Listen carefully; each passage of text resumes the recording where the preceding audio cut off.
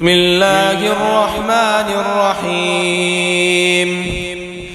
سيقول السفهاء من الناس ما ولاهم عن قبلتهم التي كانوا عليها قل لله المشرق والمغرب يهدي من يشاء إلى صراط مستقيم. وكذلك جعلناكم أمة وسطا لتكونوا شهداء على الناس ويكون الرسول عليكم شهيدا.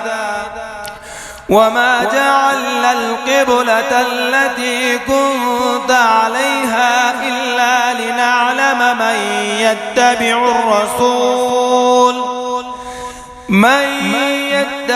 الرسول ممن ينقلب على عقبيه وإن كانت لكبيرة إلا على الذين هدى الله وما كان الله ليضيع إيمانكم إن الله بالناس لرؤوف رحيم.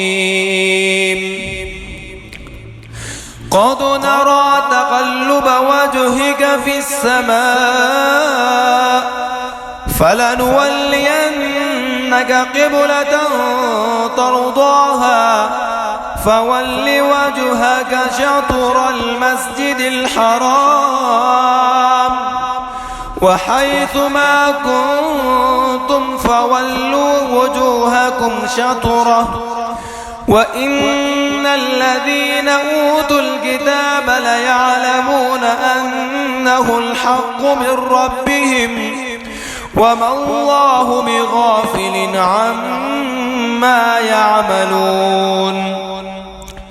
ولئن أتيت الذين أوتوا الكتاب بكل آية ما تبعوا قبلتك وما أنت بتابع قبلتهم وما بعضهم بتابع قبلة بعض ولئن اتبعت أهواءهم من بعد ما جاءك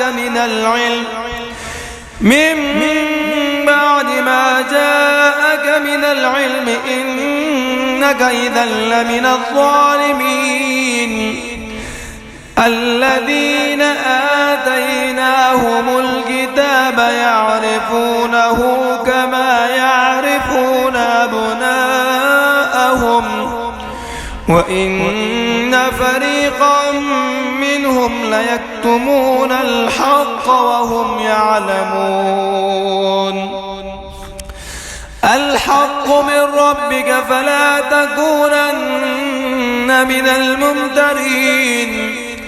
ولكل وجهة هو موليها فاستبقوا الخيرات أينما تكونوا يأت بكم الله جميعا إن الله على كل شيء قدير.